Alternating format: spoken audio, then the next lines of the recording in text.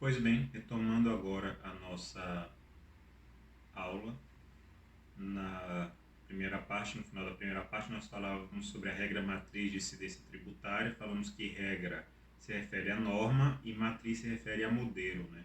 A norma, ela é sempre lei em sentido estrito, enquanto o modelo, ele tem o aspecto sintático, que é a forma externa, e o aspecto semântico, que é o conteúdo. Então, essa norma, né, que traz a hipótese de incidência, ela consta em uma lei em sentido estrito, e também ela tem o aspecto de um modelo padrão que tem que obedecer tanto do aspecto sintático quanto no aspecto semântico, né? Então vamos falar dessa sintaxe, que é uma sintaxe homogênea. Nós teremos nessa sintaxe dois momentos. Nós teremos uma proposição, né? Nós temos duas proposições. Nós temos uma proposição antecedente.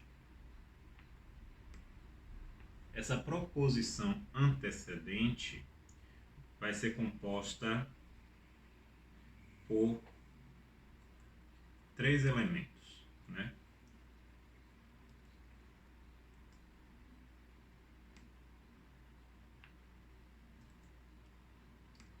Então, essa proposição antecedente tem três elementos, né? Nós podemos chamá-la de hipótese. Critério material, critério espacial e critério temporal.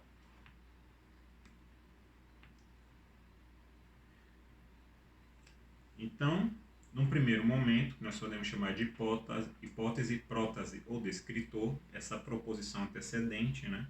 Nós vamos definir o evento, o critério material, o local, né, o critério espacial, e o critério temporal, o momento da ocorrência. Já no segundo momento, né, na proposição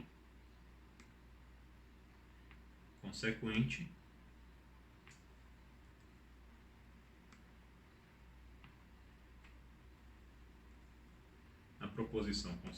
nós teremos dois critérios. Quais critérios?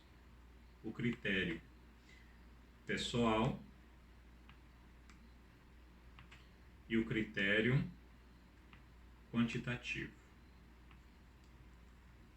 Ou seja, nesse momento aqui na proposição consequente, nós teremos o critério pessoal e o critério quantitativo. No critério pessoal, nós vamos definir o quê?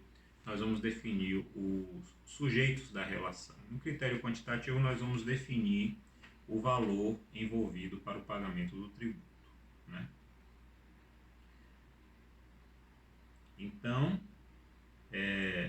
percebam que aqui na norma, a norma vai trazer esses 5 critérios: critério material, critério espacial, critério territorial, critério pessoal e critério quantitativo. Primeiro, eu verifico no material se o evento aconteceu. Aconteceu o evento, que a norma quer atingir, a norma tributária, aconteceu o evento, né? Lembrem, né? No nosso exemplo anterior, nós falamos que a norma seria equivalente ao convite, né? Então, tipo de norma, convite. Ok, já sei o que é um convite. Qual o evento? Chá de fraldas. Então, essa norma traz o quê? Um evento. Critério espacial é o local, onde vai acontecer o chá de fraldas, no endereço tal. Critério temporal, a data, né, o momento. Em qual momento isso vai acontecer? Vai acontecer em tal data, em tal horário. Então, no momento que eu defino essas questões, eu posso ir para a proposição consequente, né, a apódase ou prescritor. Eu posso falar, então, para quem são as pessoas envolvidas e qual o valor, né, do tributo devido. Aí Paulo de Barros Carvalho nos fala que a prótese designaremos de suposto ou hipótese, que pode ser conceituada como um conjunto de critérios para a identificação de fato que, acontecido, determina-se a incidência de certa consequência prevista na apótese, seja Esta, por sua vez, é o conjunto de critérios para a determinação de certa consequência, imputada à realização do fato previsto na prótese. Então, a primeira coisa que a gente tem que ver é se o evento aconteceu, como a lei descreve. Então, o que é que a lei prevê? Qual o evento? Qual o local? Qual o momento? Então, preenchido esses três elementos, aí eu posso saber quem é o contribuinte vai pagar para quem e também qual o valor do tributo devido. Vamos imaginar, por exemplo, né? Agora trazendo para um exemplo de tributário, o exemplo clássico do imposto de renda, auferir renda. Então, qual o critério material? Auferir renda. Então, o que é auferir renda? Adquirir renda para mim, né? Qual o critério espacial? Eu sou brasileiro e auferir renda no Brasil ou em qualquer lugar do mundo.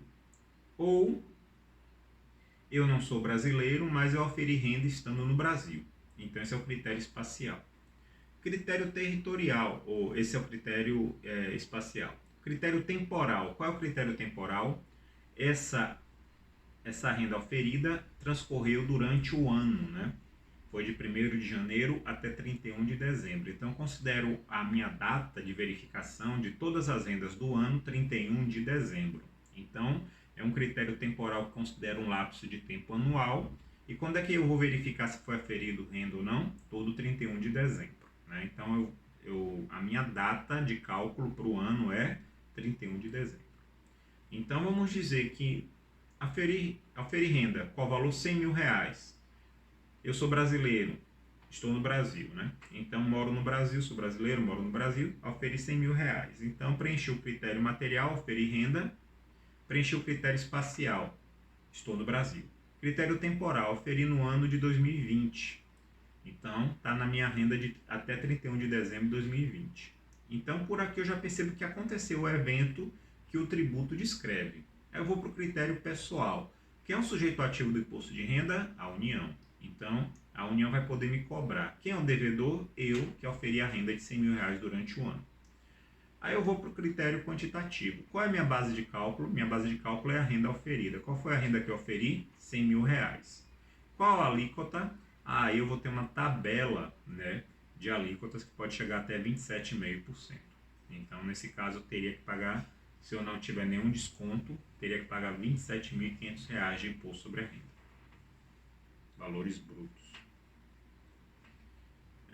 Óbvio que tem uma dedução aí, mas é um cálculo grosseiro, não nos interessa, certo? Entenderam? Então nós temos dois momentos na construção da norma. Vou recapitular. Quais são os dois momentos na construção da nossa norma tributária? Nós temos uma norma tributária. Essa norma tributária, ela tem que seguir o quê? A regra matriz de incidência tributária. Regra matriz de incidência tributária. Então, qual é a fórmula para eu compor essa norma? Essa norma, existe uma fórmula. A fórmula é critério material conjugado com o critério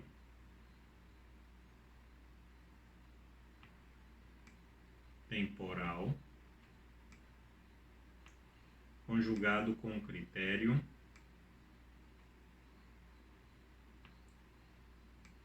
espacial. Então, quando eu conjugo esses três fatores, eles encaixam direitinho na descrição que está ali na norma, né? Lembrem, aqui é o que? A proposição antecedente, a prótase, certo? Proposição antecedente, prótase. Quando eu conjugo esses três critérios, eu venho para os critérios da proposição consequente. O que é que a proposição consequente me traz? Critério pessoal e critério quantitativo. Correto? Então, essa é a fórmula que eu poderia criar para descrever a regra matriz de incidência tributária. Então a regra matriz de incidência tributária vai me ensinar como fazer o quê? Como fazer a norma, como fazer a lei. Quais são os elementos que toda lei que cria um tributo deve ter? Critério material, critério temporal e critério espacial, na parte antecedente. Quando esses três critérios estão preenchidos, eu posso analisar como essa norma vai ser aplicada na prática, né? Então, verifiquei que o evento aconteceu, preenchi esses três critérios. Aí eu posso ver como ela vai ser aplicada na prática, através do quê? Critério pessoal e critério quantitativo, né? A proposição consequente. Então, essa seria uma fórmula que eu poderia escrever para a regra matriz de incidência tributária. Vamos falar de cada um desses critérios. Critério material. O que é que significa o critério material?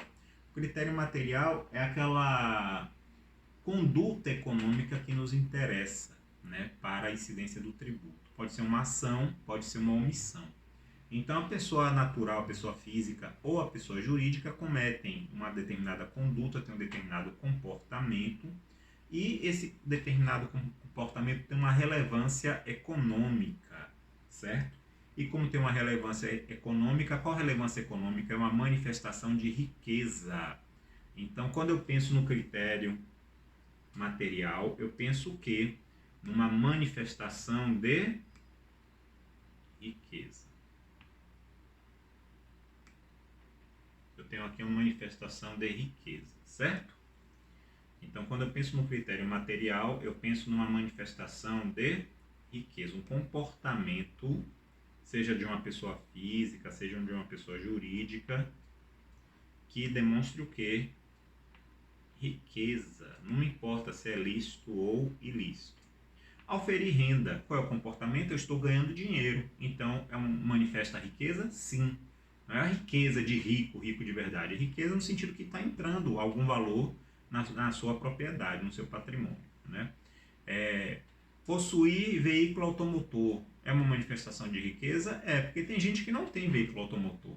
Então, quem tem um veículo automotor tem uma propriedade, um patrimônio que tem uma valoração econômica, portanto, é uma manifestação de riqueza. Possuir um imóvel urbano, um imóvel rural, é uma manifestação de riqueza? É, não importa o valor do imóvel, importa que isso demonstra que você tem alguma condição econômica de pagar tributo sobre essa propriedade. Então, posso fazer algo ou simplesmente existir, né? E eu vou ser devedor de tributo, né? Então, são situações sociais que são relevantes para o direito tributário porque elas apresentam o que essas situações sociais? Elas apresentam uma manifestação de riqueza. Quando eu penso no critério material, então, dessa manifestação de riqueza, eu vou conjugar dois elementos no critério material. O que é que eu vou conjugar no critério material? Verbo e complemento verbal. Então, por exemplo, quando eu falei auferir renda no imposto sobre a renda, qual é o verbo? Auferir. Qual é o complemento do verbo? Renda.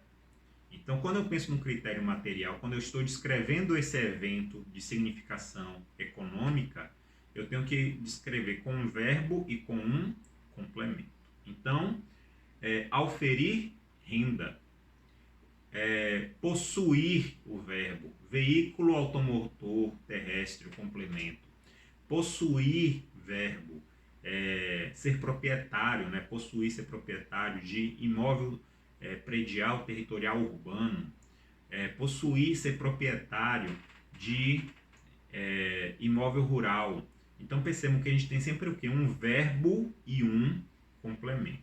Esse verbo é um verbo pessoal, é uma conduta humana, é algo que o ser humano é capaz de fazer. Então não é choveu, né? Nós sabemos que é fenômeno da natureza, né? Não, o ser humano não conjuga, você não fala eu chovi. Então, fenômeno da natureza, né? Verbos impessoais, né? Não fazem sentido. Assim como não fazem sentido verbos de significação sentimental, né? Amar, né? Gostar, não. Aqui são verbos que estão relacionados a essa questão patrimonial, nessa questão econômica. Possuir, aferir, transmitir, vender, comprar, né? Produzir. Então, ser proprietário, ser dono, nessas locuções verbais. Então, o verbo aqui ele tem uma significação econômica, né? Uma significação patrimonial. E o complemento, óbvio que o complemento manifesta a riqueza. Por exemplo, não é ser proprietário de brinquedos, né? Seus brinquedos são o quê? São bolinhas de gude, né? A significação econômica de bolinhas de gude não tem por que tributar. Agora, seus brinquedos são o quê? São carros de luxo, né? McLarens, Ferraris, Porsche. Então, se você tem carros de luxo, são seus brinquedos, então você vai pagar IPVA, né? Então, perceba que o significado de brinquedo varia, né? De um para o outro. Ah, mas são meus brinquedos, eu só tenho por lazer. Não importa. Seus brinquedos demonstram uma riqueza. E como você tem essa riqueza, você tem que pagar o tributo, certo? Então, esse é um verbo pessoal, é um verbo que quando eu falo verbo pessoal, é o quê? É um comportamento que o ser humano adota, certo? Então, não pode ser um verbo impessoal, como eu falei, chover, né? É um fenômeno da natureza. Não pode ser também um verbo abstrato, né? Um verbo relacionado a um sentimento, uma concepção humana abstrata, como amar, gostar. Tem que ser um verbo que esteja relacionado com uma conduta patrimonial, né? Ter, possuir, né? Adquirir, vender, comprar. É um aspecto econômico nesses verbos, né? Patrimonial. E o verbo tem que pedir um complemento, né? Não pode ser um verbo impessoal, né? Ou um verbo que não exige complemento, né? Tem que ser um verbo que exija complemento. Então tem que ser um verbo de predicação incompleta, né? Eu vivo, então posso cobrar tributo sobre a vida? Não, porque o verbo viver é um verbo que não de predicar, ele não chama um predicado, né? Não é um verbo que exige complemento. Então tem que ser um verbo que peça um complemento, né? Tem que ser um verbo transitivo, não pode ser um verbo intransitivo, né? Perceba que aqui a todo momento nós estamos falando a matéria, né? Ela comunica-se com outras matérias, né? Então quando nós falamos ali da regra matriz de ciência tributária, falamos de semântica, sintática, né? Agora nós estamos falando de verbo e complemento, verbo transitivo, verbo intransitivo. Então, é um verbo intransitivo, né? Verbo pessoal, verbo impessoal, nós estamos remetendo aí às aulas de português, né? Então, não pode ser um verbo impessoal, não pode ser um verbo intransitivo. Tem que ser um verbo transitivo, um verbo que peça um complemento. O nosso complemento vai mostrar o quê? Sinais de riqueza. É qualquer possuir? Não. Então, possuir bolinhas de gude, eu vou pagar tributo, né? Haja bolinha de gude. Qual é o verbo? Possuir. Possuir veículo. Veículo terrestre. Possuir imóvel. Né? Possuir imóvel urbano. Possuir imóvel rural. Então percebam que são condutas, são verbos pessoais que eu posso. Eu possuo. Então é um verbo pessoal, né? Que a pessoa pode conjugar. Né? A pessoa pode realizar essa conduta. E o complemento tem uma característica econômica, né? Eu possuo o quê? Bolinhas de gude? Não. Eu possuo carro, eu possuo casa, eu possuo fazenda. Então, é esse tipo de posse que nos interessa aqui. Tudo bem? Critério material? Vamos para o próximo critério, critério temporal. O que é que o critério temporal nos traz? O critério temporal nos traz que eu tenho que delimitar no tempo quando é que eu vou verificar que o evento aconteceu. Por que eu preciso delimitar no tempo quando o evento aconteceu? Porque a todo momento estão sendo expedidas leis tributárias. Então, se a todo momento estão sendo expedidas leis tributárias, eu tenho que saber em qual momento eu vou aplicar a lei. Qual momento eu vou utilizar para calcular o tributo. Então, como eu falei, no imposto sobre a renda, observe que coisa interessante. Você pode ficar oferindo renda todos os dias. Né? Imagine um trabalhador, por exemplo, que recebe por hora. Então, ele ofere renda por hora. Né? Eu vou cobrar o imposto sobre a renda dele a cada hora que ele trabalhou? Não. Porque ele ofere renda por hora, mas o pagamento dele pode ser realizado de forma mensal. Então, esse pagamento mensal, aí nesse momento é que eu vou verificar se ele é devedor, será devedor de imposto sobre a renda ou não. Mas ainda assim ficaria, já pensou o trabalhador todo mês ele tem que fazer uma declaração de imposto sobre a renda, porque todo mês ele recolhe o imposto sobre a renda? Não.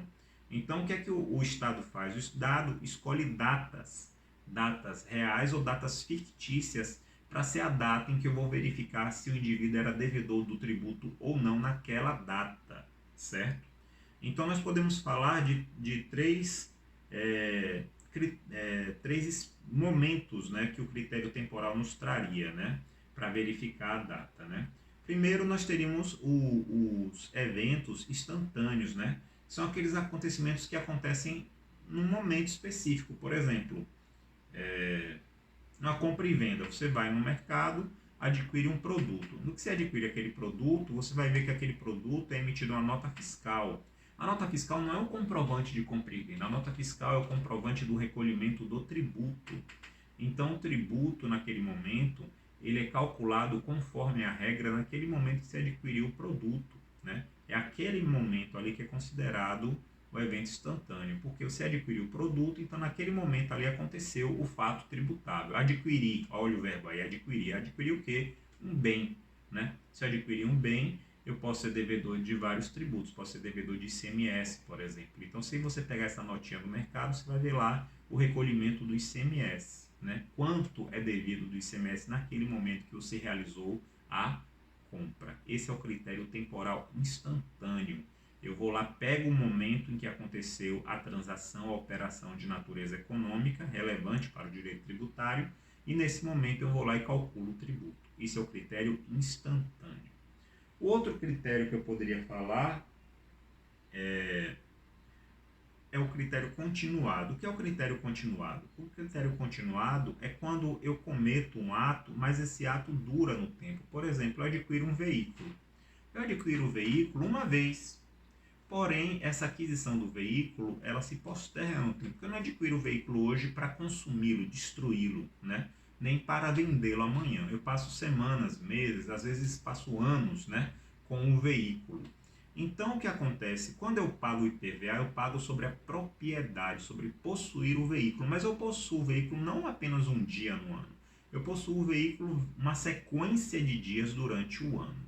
E aí o que acontece? Eu tenho que pagar o IPVA todos os dias? Não, eu pago o IPVA em uma data específica, uma data fictícia que o governo escolhe, e aí essa data fictícia é a data em que vai ser feito o cálculo do IPVA naquele momento, certo?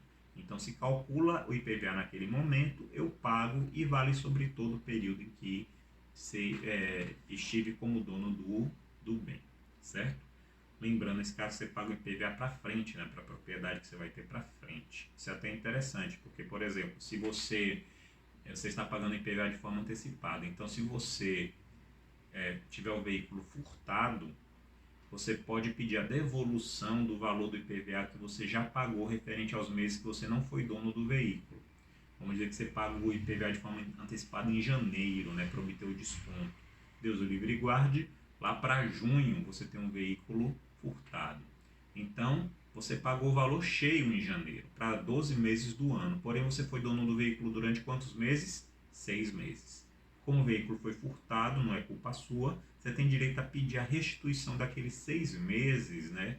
Ou seja, de julho a dezembro, que você pagou, mas que você não era mais dono do veículo, visto que o veículo lhe foi furtado, né? Então percebam aí de novo o critério material. Para eu ser devedor de PVA, eu tenho que ser dono de um veículo. Se eu não sou mais dono de um veículo, como é que eu vou ser devedor de PVA? Então, a partir do momento que o veículo for furtado, não sou mais dono do veículo, porque o veículo não está mais na minha propriedade, né? Então, consequentemente, eu não tenho mais por que pagar IPVA referente a esse veículo. Se eu antecipei o IPVA, eu tenho direito à restituição. Então, continuado é isso. Eu pago o tributo em um momento, sendo que o fato eu não cometo apenas em um momento, eu cometo o fato numa sequência. É a ideia de propriedade. Quando eu sou proprietário de uma coisa, eu não sou proprietário de um imóvel, de um bem, de um carro, de uma moto, apenas em um momento, em uma hora, apenas um dia. Eu sou proprietário durante uma sequência, né, de momentos, uma sequência de dias, de meses, de anos. Então, pago o tributo por todo aquele período numa data específica. Numa data específica é calculado o valor do tributo. Eventos complexivos. O que seriam os eventos complexivos, na verdade? Eventos complexivos são esses que se sucedem numa sequência, né? Então, nós temos aí o exemplo do imposto sobre a renda, né, que você receberia por hora. Se você calcular o imposto sobre a renda sobre a hora, provavelmente, né, vamos dizer, o indivíduo que ganha R$10 a hora, R$15 a hora, R$30 a hora, se eu considerar o valor da hora, ele não seria devedor de imposto sobre a renda. Agora, se você chegar no fim do mês, o indivíduo tiver uma renda de R$2.000 líquido, ele já se torna, né, devedor de imposto sobre a renda, né? Perceba que se você fizer a divisão aí, R$2.000 líquido, né, por 220 horas trabalhadas no mês, né, dá menos de R$10 a hora de trabalho. Então, se você considerar só a hora trabalhada no mês, ele não atingiria, né, o valor para ser devedor de imposto sobre a renda. Agora, se você considerar as 220 horas trabalhadas no mês, ele atingiria o mínimo para ser devedor, né, falando em valores líquidos, né, para ser devedor de imposto sobre a renda. Então, o evento complexivo é isso. Faço vários eventos seguidos, e esses eventos seguidos, eles sozinhos, eles não seriam suficientes para cobrar o tributo. Agora, quando eu condenso eles numa situação única, né, eu reúno eles, eu vou acumulando, e aí essa somatória de eventos sucessivos, né, ou seja, eu oferi renda 220 horas por mês eu trabalhei. Então, não vou pagar pela hora, eu vou pagar pelo total, pelo valor final desse mês, né? Porém, essa diferença entre que está na apostila aí para vocês entre eventos instantâneos, continuados e complexivos não nos importa, porque para o de nosso direito tributário, o critério temporal ele vai ser sempre o quê? Instantâneo. Então, nessas situações, como eu descrevi, PVA, IPTU, Imposto sobre a Renda, que não são situações que envolvem um lapso de tempo, né? A situação se posterga no tempo, o que é que vai acontecer? O Estado ele vai definir uma data específica, uma data fictícia, e nessa data ele vai apurar o valor do devido, né? 10 de janeiro, 1º de janeiro, 31 de dezembro. Então o Estado escolhe uma data e naquela data ele vai considerar que fictamente que ali naquele momento é que aconteceu o evento, apesar do evento já vir acontecendo há muito tempo, vai acontecer muitos dias depois ainda. Ele escolhe aquela data fictícia para naquela data calcular o valor do tributo. Entenderam? Então o objetivo aqui é facilitar o cálculo. Então no direito tributário, todo evento é considerado instantâneo. Eu vou considerar ou a data real que o evento aconteceu, ou uma data fictícia estabelecida pela lei.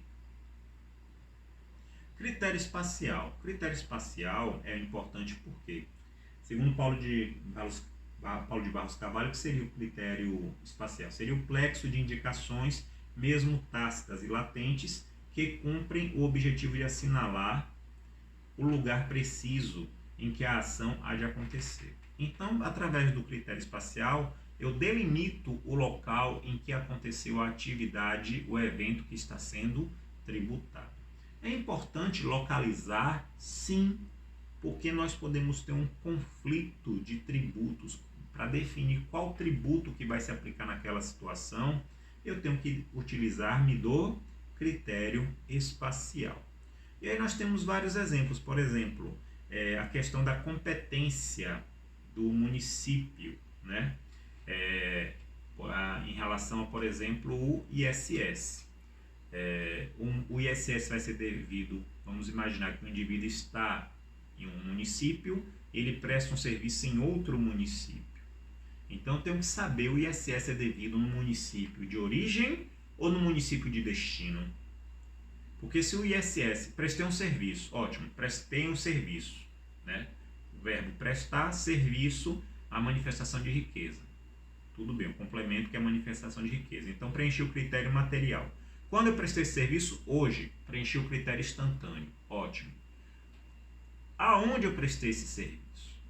Essa é a pergunta. Porque se eu for cobrar o serviço no local da sede do meu negócio, né, se eu for considerar, não, mas eu recebi o meu pagamento lá na sede, ele veio, me pagou e eu fui no município dele fazer o serviço. Então, tenho que olhar qual vai ser o local em que eu vou considerar que o serviço foi prestado. É o local onde eu tenho minha sede, onde eu recebi meu pagamento, ou é o local onde eu prestei o serviço? Porque se eu fosse considerar que a prestação de serviço tem que ser no local da minha sede, eu vou pagar o ISS no meu município. Agora, se eu for considerar que a prestação de serviço ocorre no local onde o serviço, ou o débito, né, do ISS é devido no local onde ocorre o serviço, eu vou ter que pagar no município dele, não no meu. Entenderam? Então essa questão tem que estar bem clara. ISS, onde é que eu sou devedor do ISS? É onde eu faço o serviço ou é onde está a minha sede da minha atividade econômica? Porque se o ISS for devido na sede da atividade econômica, eu vou pagar no meu município. Mesmo que eu preste serviço em vários outros municípios, eu só vou pagar o ISS no meu município. Isso é o quê? Critério espacial. Então, a lei que traz o tributo tem que dizer, né? Deixar claro isso. Onde é que o fato acontece? Outra questão é a divisão geográfica pode fazer a diferença entre um tributo e outro. Por exemplo, IPTU e ITR. O IPTU incide sobre área urbana, imóveis de área urbana, e ITR incide sobre imóveis de área rural. Então, vou precisar que o município deixe bem claro o que é sua área urbana e o que é sua área rural. Porque a partir do momento que eu souber minha área urbana, naquela área urbana eu sou devedor de IPTU. E na área rural eu serei devedor de ITR. Mas isso é uma coisa que ainda pode ser questionada, porque na área rural, por exemplo, eu posso cometer atividades urbanas, como por exemplo, eu posso ter um sítio, mas ao invés do meu sítio ser produtivo, ele é apenas uma área de recreação. Tem piscina lá com água da fonte, né? Tem churrasqueira, tem campo de futebol, né? O meu sítio é um sítio recreativo. E aí, num sítio recreativo, eu pago IPTU ou pago ITR? Perceba que o sítio está na zona rural. Então, ele, pelo critério espacial, eu deveria pagar ITR, que o valor é muito mais baixo. Por exemplo, o que é recolhido no ITR hoje no Brasil não corresponde ao que é recolhido de IPTU em São Paulo. Né? Então, e olha a dimensão, né? O tamanho de São Paulo e olha o tamanho do Brasil. Então, o valor do ITR é insignificante quando considerado o valor do IPTU. Então, se eu tenho um sítio e é destinado à atividade apenas recreativa, eu teria que pagar IPTU e não ITR. O contrário também poderia acontecer. Eu poderia ter um sítio na área urbana, na área periférica, né? Ali bem no final do município, que considera a área urbana só porque tem meio fio e tem energia, né? Tem energia, tem meio fio, então é área urbana, que maravilha, né? Ou tem água, serviço de água e tem energia, é área urbana. Então, mas eu tenho lá um sítio no qual eu planto, né, hortifruti, crio galinhas e trago esses produtos para vender na cidade, ou seja, o meu meio de sustento. Eu dou àquela atividade, aquela área, uma finalidade econômica produtiva, né? Eu vou pagar IPTU ou vou pagar ITR? Perceba, estou na área urbana, mas estou fazendo uma atividade rural. Então é justo que eu pague o quê? ITR. Então essa divisão geográfica é importante para eu saber até onde eu pago IPTU e a partir de qual local eu pago ITR. Então, critério espacial. Então, para o município cobrar IPTU, ele tem que definir o que é sua área urbana, né? Até porque o valor do IPTU pode variar conforme a localização na área urbana, área industrial, área comercial, área residencial, né, área nobre, podem ter valores de IPTU diferenciados. Então, o critério espacial vai me trazer esses valores de IPTU.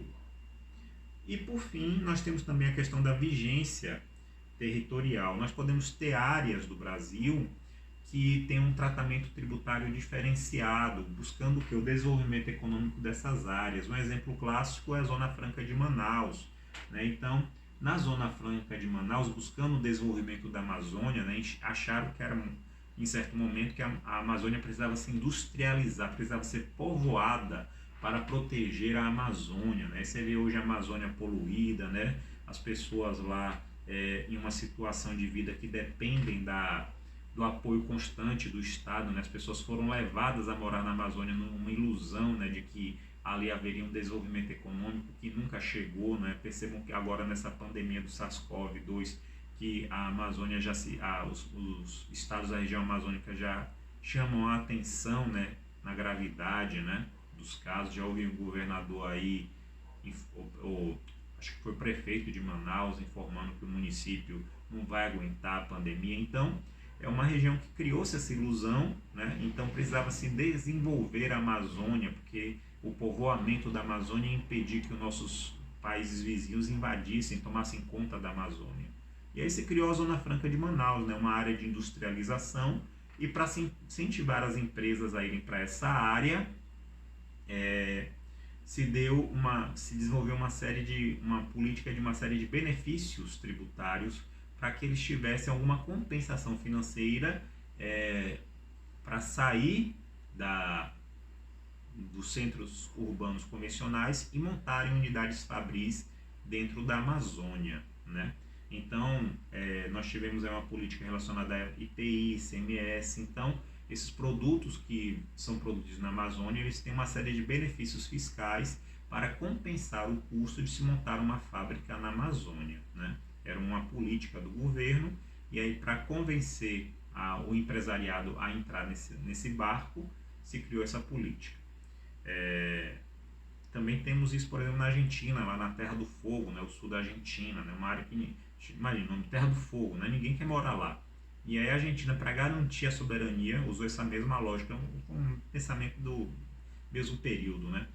E aí tem lá essa mesma política, né, de oferecer benefícios fiscais às indústrias que se instalam lá na Terra do Fogo, né, como se fosse sair do centro populacional da Argentina para ir para a Terra do Fogo, é como se fosse passar pela Lua, né? Então é uma vastidão de nada, e aí tem lá essas fábricas funcionando, né? Um deserto frio e com um vulcão, e tá lá as pessoas lá produzindo por uma política do Estado de tentar manter a soberania sobre o seu território. Então, quando nós falamos de critério espacial, eu estou falando do quê? De observar características do local, né? O lugar onde aconteceu o evento, para saber, né, a quem eu devo o tributo, eu devo a qual município, a qual estado eu devo o tributo, que tipo de tributo eu devo, né? Eu tenho algum benefício fiscal por estar nessa região, né? Então o critério espacial serve para isso, né? Eu tenho que delimitar aonde aconteceu o evento, porque como eu botei há pouco, né, um exemplo, vocês vão perceber que às vezes há dúvida, né? No caso de IPTU, ITR, ISS, local de destino, local da sede da empresa, né? Do prestador. Então é necessário deixar isso bem claro. Então falamos aqui do antecedente, né? Critério material, critério temporal e critério espacial. Identificado o verbo e o complemento. Vamos lá aqui de novo o exemplo do imposto de renda, né? Imposto de renda, verbo, auferir. Complemento, renda. O que é renda? Receita menos despesa, né? Critério temporal. Durante o ano de 2020, eu vou somar tudo que aconteceu de receita e despesa no ano de 2020. Chego lá em 31 de dezembro, subtraio receita menos despesa, vou saber o valor da minha renda. Critério espacial. Qual é o local do imposto de renda? Brasileiro. Você está no Brasil, sua renda vinda do Brasil do exterior, você é devedor de imposto sobre a renda. Estrangeiro, morando no Brasil, né, que tiver renda no Brasil, então ele também será devedor do imposto sobre a renda. Então, se você tiver renda no Brasil, você é devedor de imposto sobre a renda. Identificados esses critérios, eu vejo que eu sou devedor do imposto sobre a renda. Eu vou para o critério pessoal. O critério pessoal, aqui no consequente, né, na proposição consequente, eu vou ter dois elementos no critério pessoal. Paulo de Barros Carvalho nos diz que, se é correto afirmar que as hipóteses tributárias são conjuntos de critérios que nos permitem reconhecer eventos acontecidos no plano da realidade física, não menos exato dizer-se que a consequência que lhes é imputada, mediante cópula deôntica, consiste igualmente numa configuração de critérios que tem por escopo dar-nos a identificar um vínculo jurídico que regerá comportamentos humanos, né? Então, o que é que nós temos aqui? Critérios. Esses critérios eles nos servem para verificar aquela situação, se eu vou aplicar a lei tributária ou não. Então, esses critérios eles são importantes para definir isso. Se essa situação abstrata, né, da lei, ela vai chegar no plano concreto. Para chegar no plano concreto, eu tenho que sair preenchendo todos esses critérios, ok? A partir do momento que eu preencher esses critérios, eu vou poder agora criar um vínculo, né? Então, entre partes. Identifiquei o critério material, identifiquei o critério temporal, identifiquei o critério espacial. Agora vou poder criar um vínculo entre partes. Que partes? O sujeito ativo e o sujeito passivo. Então eu tenho que ter aqui pelo menos duas partes. Eu tenho que ter um sujeito ativo no critério pessoal e tenho que ter um sujeito passivo. Quem é o sujeito ativo? O sujeito ativo é o Estado, né? É aquele indivíduo que cobra o tributo. Então é o forte da relação. Uma relação equivalente não, é uma relação assimétrica.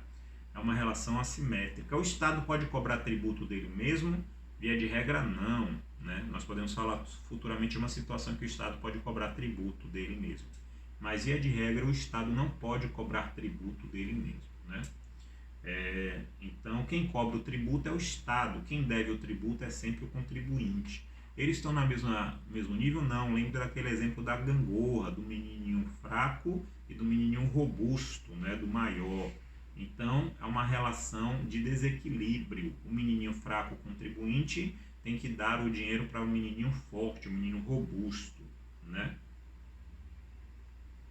É uma relação também em que eu posso mudar aqui o sujeito passivo e o sujeito ativo. Como assim? Eu posso ter no sujeito ativo fazendo-se substituir por outra pessoa. E eu posso exigir também de outro indivíduo que não seja o sujeito passivo original, né? Então vamos falar primeiro aí do sujeito ativo. Quem é que está no polo ativo? O Estado. O Estado é quem? É o indivíduo que cria o tributo, é o indivíduo que tem direito a receber o valor do tributo, certo? Então, são as pessoas jurídicas de direito público, né? Percebam que aqui nós temos a figura do criador do tributo e a figura do credor do tributo. É possível ser diferente o criador e o credor? Sim. Nós temos, por exemplo, a situação do valor que é pago aos conselhos de classe, né? Então, quem é que cria o valor que se paga ao conselho de classe? Conselho de administração, OAB, né? O valor que se cria para pagar esses conselhos de classe. Quem cria? O Estado. Isso é um tributo. O Estado cria esse valor, porque o Estado considera o conselho é um tributo parafiscal. O Estado considera o conselho de classe um órgão importante para a fiscalização de profissões, para controle de profissões. Então, determinadas profissões são consideradas relevantes, que o Estado entende que é importante a sua fiscalização, o Estado vai lá e, para custear o conselho que vai fiscalizar, que vai controlar aquela profissão, o exercício da profissão, cria um tributo. Quem vai pagar esse tributo? Os próprios membros da categoria inscritos, certo? Então, quem cria esse tributo? O Estado. Mas quem é o credor? O credor é o conselho de classe. Então, quem vai fazer a cobrança desse valor, quem vai receber o valor, é o conselho de classe. Então, você vai receber um boletim do conselho de classe informando para você pagar o valor do tributo, certo? Então, sujeito ativo. O sujeito ativo, ele tem dois aspectos. Tem o aspecto do criador e o aspecto do credor. Podem haver, ambos seriam o mesmo, né? Quem cria e quem recebe o valor seria a mesma pessoa. Porém, quem cria pode distinguir essa função. Ele cria, porém ele repassa o direito de receber o tributo para outra pessoa. Então, o sujeito ativo é o indivíduo que cria o tributo e que tem direito ao recebimento. Pode se dividir em duas pessoas diferentes? Pode. Então, quem cria pode delegar para outro o direito de receber o valor do tributo. Certo? Então, nós temos aí, nesse caso, em que há essa delegação, a chamada capacidade ativa delegada, em que quem cria o tributo repassa para outro o direito de receber o tributo. Certo? Se nós temos o sujeito ativo, nós temos o sujeito passivo. Quem é que está no polo passivo? No polo passivo está o contribuinte, aquele indivíduo que é obrigado a pagar o valor do tributo. E aqui nós podemos também fazer uma separação, né? Não consta na apostila, mas nada impede que eu fale. Que é a separação entre o contribuinte de fato e o contribuinte de direito. O que é o contribuinte de fato e o contribuinte de direito? O contribuinte de fato é aquele indivíduo que vai suportar o peso do tributo. Por exemplo, voltando ao exemplo do mercado. Você foi no mercado, comprou um produto e recebeu uma nota fiscal. Aquela nota fiscal quer dizer que além do preço do produto, você está pagando um tributo. Ótimo, você está pagando um tributo. Mas você encontrou algum funcionário do Estado, do fisco, para pagar o tributo naquele momento no mercado? Não. Então você é o quê? O contribuinte de fato. Quem é que vai suportar o peso do tributo? Você. Porém, quem é o contribuinte de direito? Quem é que vai ter obrigação de repassar aquele valor do tributo para o Estado? O mercado. Então o mercado, ele, naquele momento que você faz a compra, o mercado ele faz o cálculo do valor do tributo, né? Exige de você o pagamento do tributo, ou seja, você não consegue sair no mercado sem pagar o ICMS, você vai pagar o ICMS. Então, ele retém aquele valor de você, ele faz o cálculo do tributo, retém o valor e pega esse valor que ele reteve e repassa ao Estado. Então, percebam aí que você, nesse caso, tem duas figuras distintas, o contribuinte de fato e o contribuinte de direito. Quem é o contribuinte de fato? Você que está suportando o peso do ICMS. Porém, quem é o contribuinte de direito? O contribuinte de direito é o mercado, é ele que vai ser exigido pelo Estado, que ele preste contas do valor daquele tributo. É ele que tem que fazer o cálculo, ele que tem que fazer a retenção desse valor no momento que se faz a compra e ele tem que fazer o repasse desse valor para o Estado. Então, pode ser a mesma pessoa? Pode. Exemplo, IPTU. Você é dono do imóvel, então você é ao mesmo tempo contribuinte de fato e de direito. Você vai suportar o peso do IPTU e você vai ter que pegar o boleto do IPTU, imprimir no site da prefeitura, né? Ir no banco, na lotérica, fazer o pagamento desse IPTU, certo? Então, observem que o contribuinte de fato e direito é a mesma pessoa. Agora, na situação do mercado, no que eu acabei de escrever, o contribuinte de fato é um e o contribuinte de direito é outro. Outro exemplo, empregador. Quando você recebe seu salário, você é funcionário, né, contratado pela CLT, quando você recebe seu salário, se for o caso, o imposto de renda já está descontado do seu salário. Mas de quem? Você que fez o cálculo? Não. Você que fez o pagamento para o fisco? Não. Quem faz o cálculo, quem retém o valor do imposto de renda do seu pagamento e quem faz o repasse para o fisco é o seu empregador. Ele é o contribuinte de direito nesse momento, né? Ele tem uma obrigação, ele não é o devedor do tributo, o devedor do tributo é você. Mas nesse momento, quem tem uma obrigação relativa ao recolhimento, repasse desse tributo? O seu empregador. Então perceba que esse polo passivo pode ser ocupado por alguém que não deve o tributo. Então, por exemplo, pode acontecer do empregador ter o valor do imposto de renda do seu pagamento e não repassar para o Estado. Aí, nesse caso, quem é que está cometendo a sonegação fiscal? É você? Não, porque você teve o valor retido do seu pagamento. Quem está cometendo a sonegação fiscal é o Estado. Perceba que o devedor do tributo é o seu empregador. Ele está deixando de repassar o valor para o Estado. Então, perceba que você teve a retenção. Você tem que comprovar o que foi retido. Está aqui no meu olerite, no meu contra-cheque. Foi retido o meu imposto sobre a renda. Então, não devo nada ao Estado. Quem é que deve? O meu empregador, que reteve e não repassou para o Estado. A mesma situação no mercadinho. Se o mercadinho lhe exigiu o ICMS, vinha lá na sua nota fiscal ICMS, e o mercado não repassar o valor para o Estado, quem está devendo ICMS agora é o mercadinho, não é mais você. Então, o sujeito passivo pode ser a mesma pessoa, ou pode ter na relação aqui um terceiro, né? Um indivíduo que não deveria o tributo, mas tem responsabilidade. Outro exemplo é a situação do menor. O menor deve tributo? Sim, todo e qualquer menor deve tributo, a partir do momento que ele tenha uma atividade econômica. Por exemplo, o menor pode ser um herdeiro, ele pode ter bens dos pais, dos avós, de herança. Ele vai pegar e vai pagar o IPTU desses bens, desses imóveis que ele herdou, vai ter que pagar o IPTU. Agora ele vai entrar no site da prefeitura, ele vai pegar o dinheiro e vai na lotérica pagar, poderia até ir, né? Mas se ele não fizer, quem é que vai ser chamado na responsabilidade? Se ele tiver um pai ou uma mãe sobreviventes, né, os pais vão ser chamados, né, a responder por aquele IPTU do imóvel do menor que ele não pagou. Então o menor herdou um imóvel do avô que veio a falecer. Ele é devedor de IPTU? Sim. O fato dele ser incapaz civilmente não impede de ser devedor de IPTU, né? Senão os pais espertamente, né, transfeririam todos os seus bens para o nome dos filhos, né, enquanto menores, para não pagar IPTU. Então o fato dele ser menor não impede que ele seja devedor de IPTU. Porém, se o IPTU não for pago, ele pode até por conta própria, entrar no site da prefeitura, imprimir um boleto de IPTU e na lotérica pagar o IPTU. Nada impediria, né? Cada cabeça é seu mundo. Mas se ele não pagar o IPTU, ele vai poder ingressar, ele vai poder ser chamado num processo judicial, ele vai para uma audiência sozinho, responder diante do Estado, do município no caso? Não. Ele vai ter, quem é que vai representá-lo judicialmente? Seus pais. Mas o imóvel pertence aos pais? Não, pertence ao menor. Então percebam que, apesar do menor, os pais não serem donos do imóvel, eles vão ter que responder pela dívida do IPTU.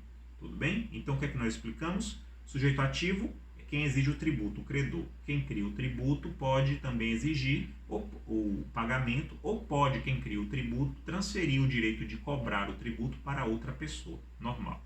Sujeito passivo é o contribuinte, é quem deve.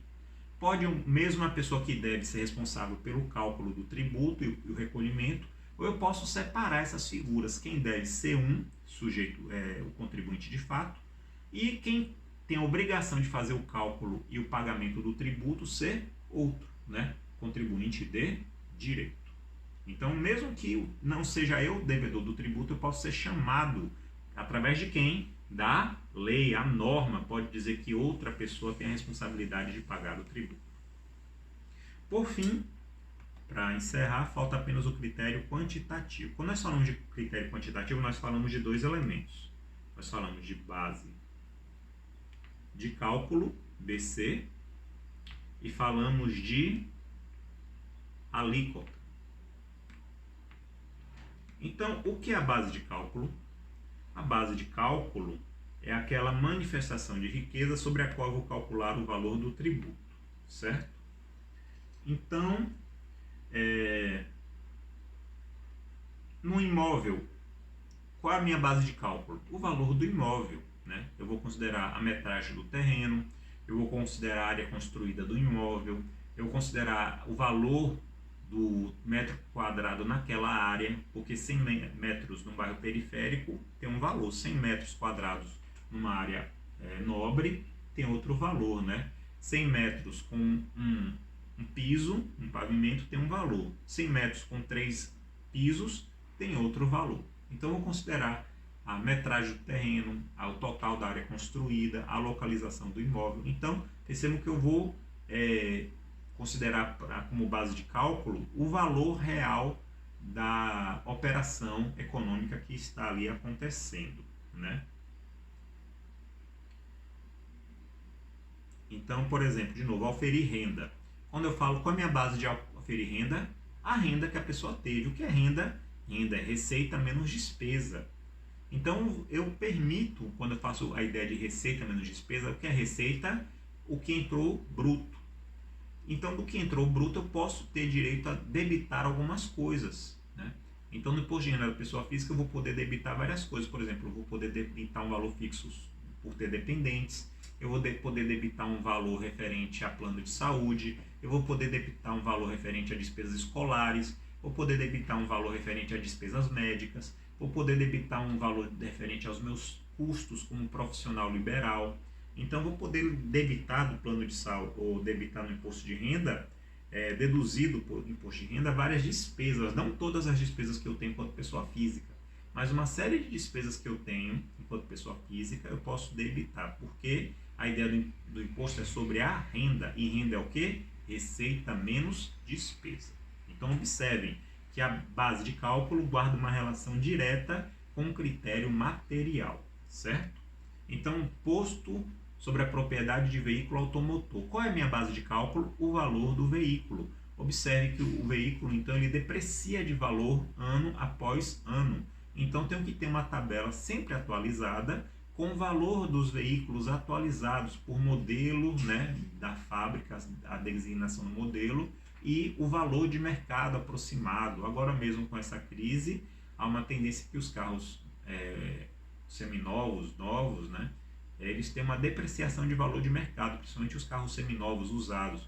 Por quê? Porque as pessoas não vão ter dinheiro para comprar esses carros. A indústria vai estar parada com estoque e as pessoas, mesmo ao retorno das atividades, as pessoas vão estar em dificuldade financeira. Então, há uma previsão de que a indústria automotiva tem até uma perda de 20%, né, no valor dos carros seminovos, carros usados.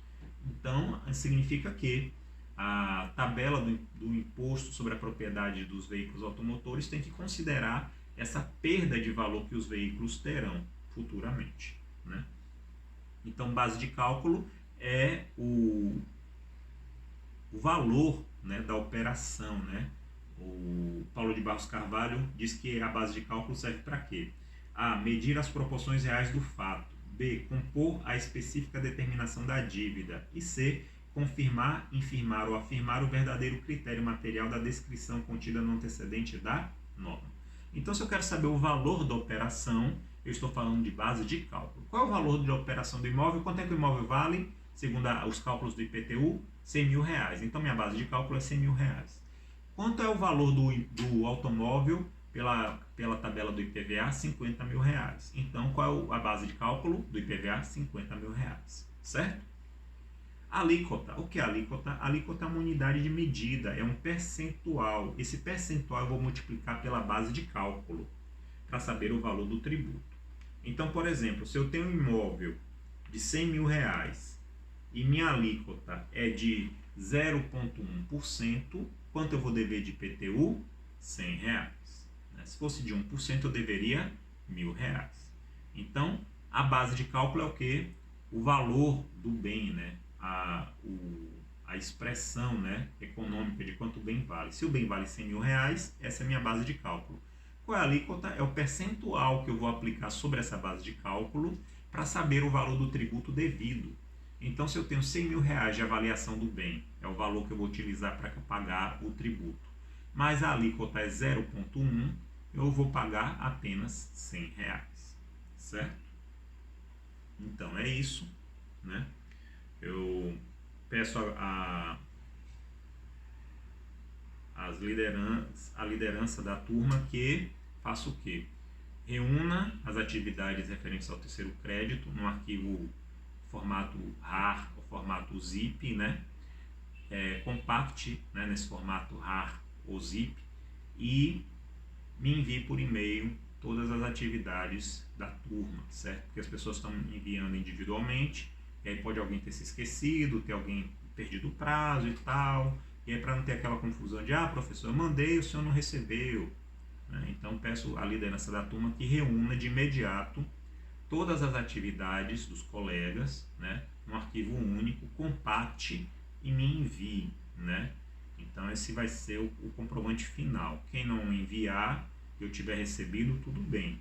Agora, se eu não achar o e-mail na minha caixa de mensagem com a atividade valendo terceiro crédito e também não tiver no arquivo compactado da turma, eu não posso fazer nada.